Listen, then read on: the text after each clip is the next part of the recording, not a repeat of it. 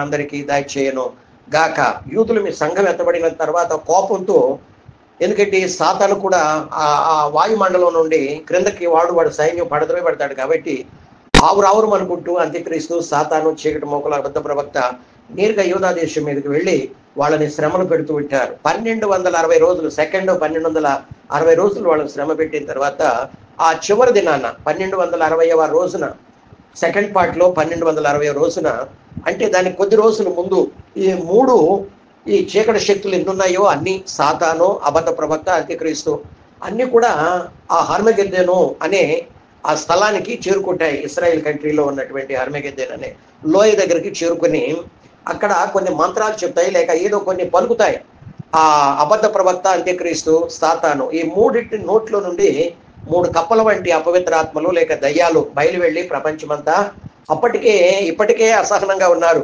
Hezbollah, Gaza కదండి, Iran, వీళ్ళందరి మీదకి మరి బాంబులు వేసి ఇజ్రాయెల్ కంట్రీ వాళ్ళందరినీ హతమారుస్తున్నారు. కాబట్టి ఇప్పటికే చాలా ప్రపంచంలో అనేక మంది దేశాలు, ప్రజలు ఇజ్రాయెల్ మీద అసహనంగా ఇష్టంగా ఉన్నారు. కాబట్టి సంఘం ఎత్తబడే నాటికి, లేక 7 ఏళ్ల శ్రమల కాలం ముగింపు నాటికి ప్రపంచంలో ప్రజలందరూ కూడా అసలు ఇశ్రాయేలు ప్రజలు అంటే చాలా కోపంతో రగిలిపోతూ ఉంటారు.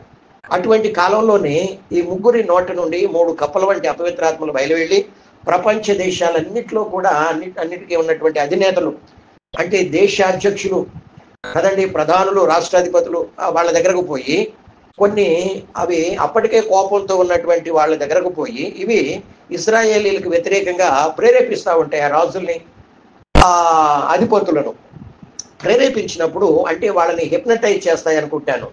హిప్నటైజ్ చేసినప్పుడు వాళ్ళు అసలే రగిలిపోతున్నారు. దాని మీద వీళ్ళు ఈ 3 అపవిత్రాత్మలు ఏం పలుకుతాయో తెలియదు, కానీ వాళ్ళను ప్రేరేపించి హర్మగెద్దెను అనే చోటికి తీసుకుని వస్తారు. అప్పుడు అక్కడ జరగబోయే సంఘటనల గురించి మనం ధ్యానిస్తూ ఉన్నాం. ఆ కాలంలోనే మనము ఉండబోతూ ఉన్నాం. ఆ కాలంలో సంఘం, యేసు ప్రభు పరలోకంలో ఉంటారు. తండ్రి అప్పుడు వాళ్ళు ఇశ్రాయేలు ప్రజలు తండ్రి అయిన దేవునికి మొర పెడతారు, యెహోవా దేవునికి మొర పెడతారు. ఆ బాధలు, ఆ శ్రమలు తట్టుకోలేక వీళ్ళందరూ ప్రపంచ మిలిటరీ అంతా కూడా, చీకటి శక్తులు అందరూ కూడా అక్కడ మూగి వచ్చినప్పుడు అప్పటికే చాలా బాధలతో వాళ్ళ కుమార్తె కాల్చబడి రకరకాలైన బాధలతో అనుభవిస్తూ ఉన్న కాలంలో వాళ్ళు యెహోవా దేవునికి మొరపెట్టినప్పుడు తండ్రి అయిన దేవుడు యేసుక్రీస్తును భూలోకానికి పంపిస్తాడు. దేవునికి మహిమ కలుగును గాక. యేసుక్రీస్తు తెల్లని గుర్రమేకి భూలోకానికి వస్తూ ఉంటే సంఘమై ఉన్నటువంటి మనము, అంటే పరిశుద్ధులు కూడా తెల్లని గుర్రాలకి అక్కడికి వస్తాం. దేవుని మహిమ కలుగును గాక. కాబట్టి ఇప్పుడు ప్రస్తుతం అంటే వాళ్ళు సంఘానికి శత్రువులు, అంటే ఇప్పుడు అక్కడ కూడి వచ్చినటువంటి వాళ్ళందరికీ శత్రువులు 2 రకాలని మనం చెప్పుకున్నాం. 666 ముద్ర వేయించుకున్న వాళ్ళందరూ కూడా వాళ్ళ మోకే, వాళ్ళ జోలికి వెళ్ళరు వాళ్ళు. కాబట్టి మిగిలింది ఎవరు? 1 యూదులు, 2 సంఘం. ఈ సంఘమేమో ఎత్తబడింది, యూదులకు శ్రమలు. ఇప్పుడు ప్రస్తుతం మనం భూలోకంలో ఉన్నాం, సంఘం అనేది భూలోకంలో ఉంది. కాబట్టి సంఘానికి శత్రువులు ఎవరెవరో అనేది మనం చూస్తూ ఉన్నాం కదండి. వాళ్ళ మూలాలు ఏంటి, వాళ్ళ పుట్టుకేంటి? అసలు వీళ్ళు, దేవుడు సాతాన్ని సృష్టించలేదు, దయ్యాలను సృష్టించలేదు, దురాత్మలను సృష్టించలేదు, అపవిత్రాత్మలను సృష్టించలేదు. కాబట్టి వీళ్ళందరూ ఎక్కడి నుండి వచ్చారు, వీళ్ళ మూలాలు ఏంటి, వీళ్ళ రూట్స్ ఏంటి అనేది మనము చూస్తూ ఉంటూ ఉన్నాం. దేవునికి మహిమ కలుగును గాక. దేవుడు పరలోకాన్ని సృష్టించాడు, భూమిని సృష్టించాడు. భూమి కొన్ని వేల సంవత్సరాల తర్వాత సృష్టించాడు. మొట్టమొదటిగా ఆకాశములు సృష్టించాడు. ఆకాశములు సృష్టించినప్పుడు పరలోకం కూడా ఉంది. ఆ పరలోకాన్ని, ఆకాశాల్ని, దేవదూతల్ని, కోట్ల మందిని దేవుడు సృష్టించాడు అంతే. కానీ వీటన్నిటిని దేన్ని కూడా దేవుడు సృష్టించలేదు. అయితే ఈ సాతానుగా పడిపోయినటువంటి లూసిఫర్ కూడా ఒక దేవదూత అని మనం చెప్పుకున్నాం. వాడికి 4 రెక్కలు ఉన్నాయని చెప్పుకున్నాం. వాడికి దేవుడు ఎలాంటి ఆధిక్యతలు ఇచ్చి వాడిని ఘనపరిచాడో పరలోకంలో మనము అవి కూడా చెప్పుకున్నాం. కాబట్టి అటువంటి వాడు ఒకానొక రోజు వాడిలో ఒక పుండు పుట్టింది, దేవుని సింహాసనంతో సమానంగా తన సింహాసనాన్ని హెచ్చించుకోవాలని. కాబట్టి ఇవన్నీ కూడా గత వారం మనం చూసాం. జస్ట్ ఓరల్గా జ్ఞాపకం చేసి నేను ముందుకు సాగాలని ఇష్టపడుతున్నా. కొద్ది నిమిషాలు మాత్రమే ప్రార్థనాపూర్వకంగా ఉండాలని ప్రభు పేట మిమ్మల్ని కోరుతూ ఉన్నా. దేవునికి మహిమ కలుగును గాక. కాబట్టి సాతాను యొక్క పుట్టుకేంటో మనం చూసాం. వాడు దేవదూతే. దేవదూత అయినప్పటికీ వాడు దేవుడు సృష్టికర్త అయినటువంటి దేవునితో సృష్టి అయినటువంటి లూసిఫర్ సమానంగా సింహాసనాన్ని హెచ్చించుకోవాలని చూసినప్పుడు దేవుడు వాడిని అక్కడి నుండి దేవుని మీద వాడు తిరుగుబాటు చేశాడు. దేవుడిగా ఉండాలి, సమస్త ప్రజలందరి చేత కూడా నేను దేవుడిగా కొలవబడాలి, ఆరాధించబడాలి అన్నటువంటి చెడ్డ పుండు వాడిలో పుట్టి దేవుని మీద తిరుగుబాటు చేసేసరికి దేవుడు వాడిని అక్కడి నుండి పడద్రోసినప్పుడు వాడు అక్కడ వాయుమండలంలో బేటకు వేసుకొని కూర్చున్నాడు, వాయుమండల అధిపతిగా. ఆ తర్వాత వెంటనే వాడు వస్తూ ఆకాశంలో ఉన్నటువంటి కోట్ల మంది దేవదూతల్లో ప్రతి ముగ్గురులో ఒకడిని, అంటే 1/3 వంతు దేవదూతల్ని దేవుని మీద వాడు తిరుగుబాటు చేయించి ద్వారా వాళ్ళను కూడా దేవుడు ఏం చేశాడు, త్రోసివేశాడు. అవన్నీ కూడాను పడిపోయిన దేవదూతలు, ఆ సాతాను అందరూ కూడా వాయుమండల అధిపతిగా వాడు ఉంటూ వాళ్ళందరికీ నాయకుడిగా ఉంటూ అక్కడ కోట్ల సంవత్సరాల నుండి పేటకు వేసుకొని కూర్చుని ఉన్నట్లు మనము చూస్తూ ఉన్నాం. ఇప్పుడు మనకు శత్రువులు ఎవరెవరో చూస్తున్నాం. నంబర్ 1 ఒకటి చెప్పండి, ఒకటి సాతాను. రెండవదిగా ఎవరు అంటే పడిపోయినటువంటి దేవదూతల్లో 1/3 వంతు వీళ్ళు సంఘానికి శత్రువులుగా మారినట్లు మనము చూస్తూ ఉన్నాం. ఆ పడిపోయినటువంటి దేవదూతల్లోనే కొంతమందిని దేవుడు బంధించి భద్రం చేశాడు. కటిక చీకట్లో నిత్య పాశములతో సంఖ్యలతో వాళ్ళని బంధించి తీర్పు కొరకై కావల్లో ఉంచాడు. కారణం ఏంటి? మనం చదువుకున్నాం గత వారం. పేతురు రాసిన 2వ పత్రిక 2వ అధ్యాయం 4వ వచనంలోనూ, యూదా పత్రిక 6వ వచనంలోనూ వాళ్ళ చేసిన పాపం ఏంటి? ఎందుకు 1/3 వంతు దేవదూతలు పడిపోయినప్పటికీ వాళ్ళందరినీ కూడా పాతాళంలో కటిక చీకటికెళ్ళ బిలవలో వాళ్ళని ఎందుకు బంధించి ఉంచలేదు తీర్పు కొరకు? అందరినీ ఫ్రీగా ఎందుకు వదిలిపెట్టేశాడు? కానీ కొందరిని మాత్రమే ఎందుకు అక్కడ బంధించి పాతాళంలో ఉంచాడు అంటే వాళ్ళు ఏం చేశారు అంటే వాళ్ళు వ్యభిచార పాపం చేశారు. నరుల కుమార్తెలు చక్కని వారిని ఎంచి వాళ్లకు మనస్సుకు నచ్చిన వాళ్ళతో పోయి వాళ్ళు పాపం చేశారు. కాబట్టి దేవుడు వాళ్ళని మరి బంధించి భద్రం చేసినట్లు మనము చూస్తూ ఉన్నాం. దేవునికి మహిమ కలుగును గాక. ఇప్పుడు ఎంతమంది శత్రువులు అయ్యారో 3 శత్రువులు అయినట్లు మనము చదువుకుంటూ ఉన్నాం. దేవునికి స్తోత్రం. అయితే వీళ్ళందరూ ఇప్పుడు ఓపెన్ గా తిరుగుతున్నారా? వాళ్లే కాకుండా యూఫ్రటీస్ నది దగ్గర కూడా కొంతమంది దేవదూతల్ని బంధించి ఉంచాడు. వాళ్ళని విడిపించినప్పుడు 7 ఏళ్ల శ్రమల ఆ ముగింపు కాలంలో వాళ్ళు కూడా ఏం చేస్తారు, యూదా దేశం మీదకి హర్మెగెద్దెను అనే చోటికి చేరుకుంటారు. కాబట్టి ఇప్పుడు వీళ్ళందరూ కూడా ఓపెన్ గా తిరుగుతున్నారా అంటే లేదు, కొంతమంది మాత్రమే బంధించబడ్డారు. మిగిలిన వాళ్ళందరూ కూడా ఎవరెవరు ఓపెన్ గా తిరుగుతున్నారు? సాతాను ఓపెన్ గా తిరుగుతున్నాడు. ఆ పేతురు పత్రికలోను యూదా పత్రికలోను బంధించబడిన వాళ్ళు కాకుండా, అలాగే యూఫ్రటీస్ నది దగ్గర బంధించబడిన వాళ్ళు కాకుండా పడిపోయిన దేవదూతల్లో మిగిలిన వాళ్ళందరూ కూడా ఓపెన్ గానే తిరుగుతున్నారు కదండి. కాబట్టి ఓపెన్ గా ఎవరెవరు తిరుగుతున్నారు అని అంటే సాతాను, వాడితో పాటు కొంతమంది దేవదూతలు ఓపెన్ గా తిరుగుతున్నారు. అవి మాత్రమే ఈరోజు మనుషుల మీద, సంఘం మీద దాడి చేస్తున్నాయి. అవి పూర్తి పవర్తో దాడి చేయటం లేదని గత వారం మనం చెప్పుకున్నాం. ఫుల్ పవర్తో అవి సంఘం మీద కానీ మనుషుల మీద కానీ దాడి చేయటం లేదు. ఎందుకంటే సంఘాన్ని ముట్టినవాడు నా కనుగుడ్డును ముట్టినట్టే అని జకరియా గ్రంథంలో 2వ అధ్యాయంలో మనము 8వ వచనంలో గత వారం చదువుకున్నాం. వాటికి అనుమతి లేదు. సంఘాన్ని ముట్టడానికి, పరిశుద్ధుల్ని ముట్టడానికి దేవుడు పర్మిషన్ ఇవ్వలేదు కదండి. కాబట్టి మరి వాటికి అనుమతి లేదు. కానీ అవి చేయగలిగినంత నాశనం అయితే అంతో ఎంతో చేస్తూనే ఉన్నాయి. వాటికి అవకాశం దొరికినప్పుడల్లా మనుషుల మీద అటాక్ చేస్తున్నాయి.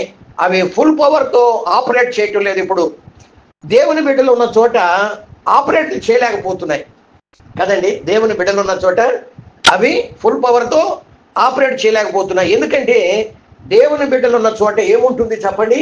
దేవుని పవర్ ఉంటుంది. దేవునికి మహిమ కలుగును గాక. దేవుని బిడ్డలు ఉన్న చోట మరలా చెప్తున్నాను, ఏముంటుంది అంటే దేవుని పవర్ ఉంటుంది. దేవదూతలు ఉంటారు అక్కడ కదండి. దేవుని శక్తితో వాళ్ళు నింపబడి ఉంటారు, దేవుని బలమైన అభిషేకంతో వాళ్ళు నింపబడి ఉంటారు. అక్కడ దేవదూతలు వాళ్ళ చుట్టూ కావలి ఉండి వాళ్ళని రక్షిస్తూ ఉంటారు. ఎక్కడున్న మాట అంటే కొన్ని మాటలు చూద్దాం. 34వ కీర్తన 7వ వచనంలో యెహోవా యందు భయభక్తులు కలవారి చుట్టూ ఆయన దూతలు కావలి ఉండి వాళ్ళని ఏం చేస్తూ ఉంటాయని ఉంది, రక్షిస్తూ ఉంటాయని ఉంది. చదువుకుందాం ఆ మాట. 34వ కీర్తన 7వ వచనంలో యెహోవా యందు భయభక్తులు గలవారి చుట్టూ ఆయన దూత కావలి ఉండి వారిని రక్షించును అని మాట మనము చూస్తూ ఉంటూ ఉన్నాం కదండి. ఆమె దేవుని స్తోత్రాలు. ఇప్పుడు ఉదాహరణకి సిరియన్లకు ఇశ్రాయేలు ప్రజలకు కదండి, సిరియన్లకు ఇశ్రాయేలు ప్రజలకు తరచూ యుద్ధాలు జరుగుతూ ఉన్నాయి. తరచూ యుద్ధాలు జరుగుతున్నటువంటి కాలంలో ఇప్పుడు ఇశ్రాయేలీల్ని ఏ విధంగా అటాక్ చేయాలి, సిరియన్లు అంతఃపురంలో ఉండి ప్లాన్ తీసుకుంటామంటే, మనము ఫలానా చోట కలుసుకుందామంటే దైవజనుడు అక్కడ ఉన్నాడు ఎలీషా, రాజుకు కబురు పంపించి ఇజ్రాయెల్ రాజుకి, నువ్వు ఫలానా చోట వాడు కుట్రతో వస్తున్నాడు, నువ్వు పోయావంటే మొత్తం కూడా నీ సైన్యాన్ని నిన్ను హతమారుస్తారు, వెళ్ళదు. అట్లా మాటి మాటికి వాళ్ళు ప్లాన్లు తీసుకుంటుంటే అవన్నీ దైవజనుడు ప్రార్థనలో ఉంటే దేవుడు ఆ రహస్యాలన్నీ కూడా ముందుగానే ఎలీషాకు తెలియజేస్తూ ఉంటే ఆ విషయాలు రాజుగారికి చెప్పి తప్పిస్తూ ఉన్నాడు. అప్పుడు సిరియా రాజుకు అనుమానం వచ్చింది.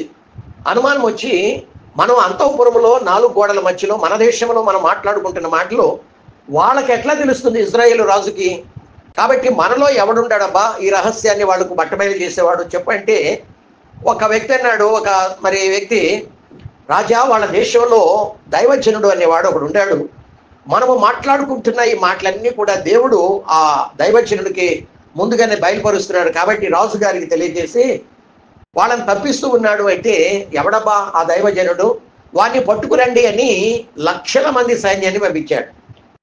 ఎందుకంటే దైవజనుడు పట్టుకొని పోతుంటే ఇశ్రాయేలు సైన్యం వాళ్ళు అటాక్ చేస్తారేమోనని లక్షల మంది గుర్రాలు రథాలు సైన్యం వచ్చి ఆ పట్టణాన్ని చుట్టుముట్టారు, దైవజనుడు ఉన్నటువంటి పట్టణాన్ని. ఆయన ప్రార్థనలో ఉన్నాడు దైవజనుడు. ఇవన్నీ కూడా దేవుడు వాళ్ళందరూ చుట్టూ పట్టణం చుట్టూ మూగినట్టు దేవుడు బయలుపరుస్తున్నాడు. వానికి ఆ దైవజనుడికి ఒక పనివాడు ఉన్నాడు. ఆ పనివాడు నిద్ర నుండి లేచి చూసేసరికి పట్టణం అంతా కూడా మేఘం కమ్మినట్టు సైన్యం గుర్రాలు రథాలతో సైన్యంతో కమ్మి ఉంది. అయ్యో దైవజనుడా మన పని అవుట్ అనేసరికి దేవా వీడు కళ్ళు తెరువు అన్నాడు. అంతకు ముందు దైవజనుడు పనివాడు ఏమన్నాడంటే, మన చుట్టూ ఉన్న వాళ్ళకంటే సిరియా సైన్యం కంటే మన చుట్టూ ఉన్నటువంటి సైన్యం అధికము, ఎన్నో వేల రెట్లు అధికము. వాళ్ళు 1,00,000 మంది ఉంటే వీళ్ళు 10 లక్షల మంది ఉన్నారు. ఎవరో దేవదూతలు కదండి. దేవుడు దైవజనుడు చుట్టూ ఏం పెట్టాడు, దేవదూతల్ని. వాళ్ళు గుర్రాలు రథాలు అగ్ని రథాలు, వాళ్ళవి అగ్ని రథాలు గుర్రాలతో వచ్చేసి దేవదూతలందరూ ఖడ్గం తీసి నిలబడినట్లు మనము చూస్తూ ఉన్నాం కదండి. ఒక్క దేవదూత ఎంతమందిని హతమార్చిందో తెలుసా?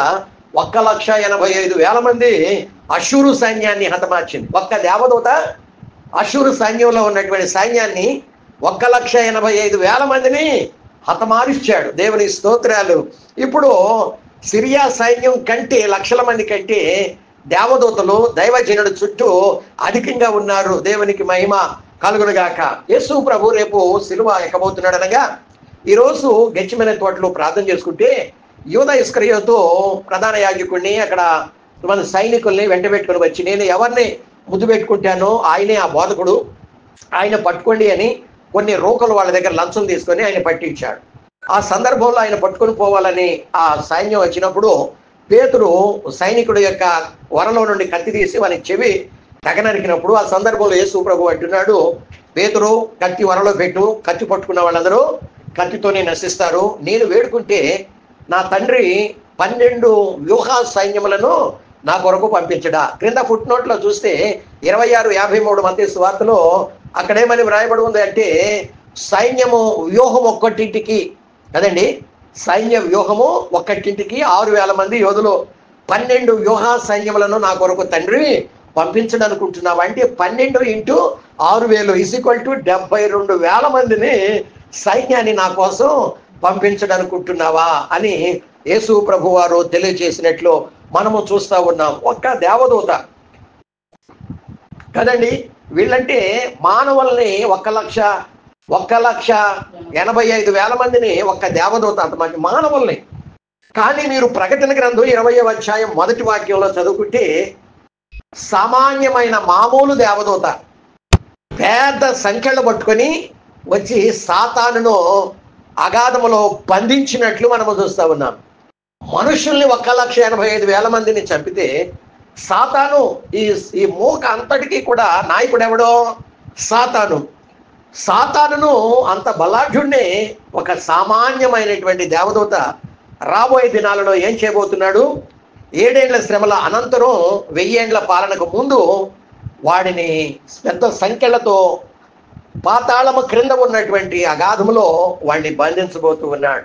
91వ కీర్తన అనుకుంటాను నేను, 91వ కీర్తన 11వ వచనములో మనము చదువుకుంటే 91వ కీర్తన 11వ వచనములో నీ మార్గములన్నిటిలో నిన్ను కాపాడుటకు ఆయన నిన్ను గూర్చి తన దూతలకు ఆజ్ఞాపించును, నీ పాదములకు రాయి తగలకుండా వారు నిన్ను తమ చేతుల మీద ఎత్తి పట్టుకుందరు. చూసారా? అంటే దేవుని బిడ్డలు ఎక్కడుంటారో అక్కడ దేవుని పవర్తో వాళ్ళు నింపబడి ఉంటారు కదండి. ఈ సాతాను కానీ, పడిపోయినటువంటి దేవదూతలు కానీ, ఈ దయ్యాలు, దురాత్మలు, పిశాచులు ఇవన్నీ కూడా సంఘం మీద అటాక్ చేయాలని, లేక మనుషుల మీద అటాక్ చేయాలని అవి చూస్తూ ఉన్నాయి. కానీ ఫుల్ పవర్తో అటాక్ చేయలేకపోతున్నాయి. కారణం ఏంటి అంటే సంఘం ఇంకా ఎక్కడుంది? భూమి మీదే ఉంది. సంఘం భూమి మీద ఉన్నంత కాలం అవి ఆ చీకటి శక్తులు, సాతాను, దురాత్మలు, దయ్యాలు, అపవిత్రాత్మలు ఏది కూడా ఫుల్ పవర్తో పనిచేయటానికి లేదు. ఎందుకంటే దేవుడు అన్నాడు, నా సంఘాన్ని ముట్టినవాడు నా కనుగుడ్డును ముట్టినట్టు. అంతేకాకుండా దేవుని బిడ్డలు ఉన్న చోట దేవుని బిడ్డలో దేవుని శక్తితో, దేవుని పవర్తో నిండి ఉంటారు. అంతేకాకుండా దేవదూతలు వారి చుట్టూ ఉంటారు కదండి. వాళ్ళకి ప్రొటెక్షన్ ఇవ్వబడింది. సంఘ బిడ్డలకు, పరిశుద్ధులైనటువంటి దేవుని పిల్లలకు దేవుడు ఏం చేశాడు? వాళ్ళ చుట్టూ ఏ సాతాను శక్తులు, అపవిత్రాత్మలు వాళ్ళని ముట్టకుండునట్లు చెప్పుకున్నాం కదా. ఒక్క దేవదూత సాతాన్ని పెద్ద సంఖ్యలతో బంధించి వేశాడు కదా. కాబట్టి ఏ చీకటి శక్తులైనా వాడు తర్వాతే కదా. పడిపోయిన దేవదూతలు కావచ్చు, దురాత్మలు కావచ్చు, అపవిత్రాత్మలు కావచ్చు, దెయ్యాలు కావచ్చు, వాడంతట పవర్ కలిగినటువంటివి కావి ఇవన్నీ కూడా. అయినా కానీ ఏది కూడా, ఏ శక్తి కూడా దేవుని బిడ్డల్ని, పరిశుద్ధుల్ని ముట్టడానికి వీలు లేదు. ఎందుకంటే వాళ్ళు అక్కడ దేవుని పవర్తో నిండి ఉంటారు. దేవదూతలు వాళ్ళకి ప్రొటెక్షన్ ఇస్తూ వచ్చారు. వాళ్ళు అక్కడ దేవుని శక్తితో ఒకవేళ నింపబడ్డారనుకోండి, దేవుని బిడ్డలు కదా, దేవుని బిడ్డలు ఒకవేళ దేవుని శక్తితో నింపబడ్డారనుకోండి, మీరు పోతా ఉన్నారనుకోండి, ఎటైనా మార్గంలో గుండా, రోడ్డును బయట వీధిలో గుండా పోతా ఉంటే అక్కడ చీకటి శక్తులన్నీ పిట్టల్లాగా ఎగిరిపోతాయి. దేవుని బిడ్డలు దేవుని పవర్తో నిండి ఏదైనా ఒక వీధిలో గుండా, ఒక రోడ్డు గుండా, మార్గం గుండా పోతున్నారనుకోండి, ఆ మార్గం అంతా కూడా చీకటి శక్తుల చేత నింపబడి ఉంటే ఎప్పుడైతే ఒక దేవుని బిడ్డ దేవుని శక్తితో, పవర్తో నింపబడి ఉన్నటువంటి దేవుని బిడ్డ ఆ త్రోవలో గుండా, మార్గంలో గుండా పోతూ ఉంటే అల్లంత దూరం నుండి చూచి దేవుని శక్తి వాళ్ళని పిట్టల్లాగా పారిపోయేటట్టు దేవుని స్తోత్రం. ఉదాహరణకి కొన్ని పావురాలు ఒక రోడ్డు మీద ఉండే అనుకోండి, ఎవరైనా ఒక వ్యక్తి పోతుంటే అవన్నీ ఏమైపోతాయి? పిట్టలు. అవన్నీ పిట్టలు ఎగిరిపోతాయి అన్నమాట. అట్లా ఈ దురాత్మ శక్తులు, అపవిత్రాత్మలు ఎక్కడైనా రోడ్డు మీద నింపబడి ఉంటే దేవుని పవర్తో నిండి ఉన్నటువంటి దేవుని ప్రజలు ఎవరైనా కానీ ఆ మార్గం గుండా పోతూ ఉంటే ఆ చీకటి శక్తులన్నీ కూడా పిట్టల్లాగా ఎగిరిపోతాయి. ఎందుకంటే మనం ఎవరో, మీరు లోకానికి వెలుగై ఉన్నారు అన్నాడు యేసు ప్రభు కదండి. మనం ఎవరు? మనము వెలుగుతో నింపబడి ఉన్నాం కదా. ఒకటి దేవుని పవర్తో నింపబడి ఉన్నాం, 2 మనము వెలుగుతో నింపబడి ఉన్నాం. వెలుగుకు చీకటికి పొత్తు ఎక్కడది? ఎక్కడైనా వీధిలో చీకటి శక్తులు ఉన్నాయనుకోండి, వెలుగు అటుకుండా పోతా ఉంటే మన వెంటే వెలుగు ఉంటుంది. మనం అటుకుండా పోతా ఉంటే చీకటి కదండి. ఇప్పుడు లైట్ అయిపోయింది, మొత్తం చీకటి ఆవరించేసింది. చీకటి మొత్తం ఎక్కడే ముందు మనకు కనపడదు. అని ఎప్పుడైతే ఆ లైట్ వేస్తాం, వెలుగు మొత్తం చీకటి అంతా కూడా పిట్టలాగా ఎగిరిపోయి వెలుగు మొత్తం కూడా అట్లానే అవన్నీ కూడా మనము వెలుగు సంబంధం. మనము దేవుని సన్నిధిని మోసుకొని పోతా ఉన్నాం కదండి. మనము ఏ ఇంట్లోకి వెళితే అక్కడ, ఏ వీధిలోకి వెళితే అక్కడ మనము దేవుని సన్నిధి మనతో మన వెంట ఉంటుంది కనుక అపవాది క్రియలన్నీ కూడా ఏం చేయబడతా ఉంటాయి? అపవాది క్రియలన్నీ కూడా లయపరచబడతాయి. కనుకనే అవి పూర్తిగా పని చేయలేకపోతున్నాయి. చీకటి శక్తులు, సాతాను, దురాత్మలు, అపవిత్రాత్మలు, దయ్యాలు ఏది కూడా ఇప్పుడు భూమి మీద పూర్తిగా అవి అటాక్ చేయలేకపోతున్నాయి, లేక వర్క్ చేయలేకపోతున్నాయని మనము చూస్తూ ఉన్నాం. కాబట్టి ఇది కంప్లీట్ గా ఆపరేట్ చేయలేకపోతున్నాయని మనం చెప్పుకున్నాం. ఇది సాతాను, వాడికి సంబంధించినటువంటి దూతలు, వాటి యొక్క ఇన్ఫర్మేషన్ కొంతవరకు. ఇవి కాకుండా మరికొన్ని ఉన్నాయి, అవి కూడా ఓపెన్ గానే తిరుగుతూ ఉన్నాయి. అవేంటో ప్రభు రాకడ ఆలస్యం అయితే వచ్చే వారం మనం ధ్యానించడానికి ప్రయత్నం చేద్దాం. తలలు వంచుదాం, ప్రార్థనలో గడుపుదాం కొన్ని నిమిషాలు. దేవుని బిడ్డలు యేసునందు విశ్వాసం ఉంచి మారు మనసు రక్షించబడినటువంటి దేవుని బిడ్డలు, దేవుని పవర్ వాళ్ళలోనికి దిగి వస్తుంది. అనుక్షణము వాళ్ళు దేవుని శక్తితో వాళ్ళు నింపబడుతూ ఉంటారు. కాబట్టి వాళ్ళను చూస్తేనే దయ్యాలకు, సాతానికి, దురాత్మలకి, అపవిత్రాత్మలకు వణుకు వణుకు వణుకు అల్లంత దూరంలో చూస్తూనే చాలు ఆ వీధిలో గుండా ఒక దేవుని బిడ్డ ప్రయాణం చేస్తూ ఉంటే అవన్నీ కూడా పెట్టెల్లాగా ఎగిరిపోతాయి. దేవునికి మహిమ కలుగును గాక. ఒకటి, వాళ్ళు దేవుని పవర్తో నిండి ఉంటారు. 2, దేవదూతలు వాళ్ళ చుట్టూ ప్రొటెక్షన్ దేవుడు ఇచ్చాడు. ఒక్క సామాన్యమైన దేవదూత ప్రకటన గ్రంథం 20వ అధ్యాయం 1వ వాక్యంలో పెద్ద సంఖ్యలో పట్టుకొని వచ్చి ఆ దేవదూతను అగాధములో, పాతాళము క్రింద ఉన్న అగాధములో బంధించగలేనిది ఈ అపవిత్రాత్మలు, దెయ్యాలన్నీ ఒక లెక్క అంటారా? కాబట్టి దేవుని ప్రజల చుట్టూ దేవుడు ప్రొటెక్షన్ ఇస్తూ ఉంచాడు. దేవుని ప్రొటెక్షన్ ప్రతి దేవుని బిడ్డ చుట్టూ. లోపాలు కొద్ది గొప్ప ఉన్నప్పటికీ దేవుడు వెంటనే పిలుచుకోడు, ఎన్నో అవకాశాలు ఇస్తాడు. తప్పిపోయి నా కుమారుడు, నా కుమార్తె నా తట్టు మళ్ళాలి, నాలో జీవించాలి, నరకానికి పోకూడదు అని తాపత్రయపడుతూ అనేకమైన సాధనాలు దేవుడు అనేక రకాలుగా మాట్లాడుతూ లోపాన్ని సరిచేసుకుంటానికి అవకాశాలు ఇస్తూ ఉంటాడు. కానీ ఆ దైవజనుడు ఏ ప్రొటెక్షన్ లేకుండా వెళ్ళిపోయాడు అంటే బాధాకరంగా ఉంది. ఏదేమైనప్పటికీ మన ఆత్మీయ జీవితంలో మన ఆత్మీయతను చివరి క్షణం వరకు మనం కడమట్టుకు కాపాడుకుంటానికి ప్రయత్నం చేద్దాం, ప్రార్థించుదాం. ప్రేరేపణ కలిగిన వారు ప్రార్థన.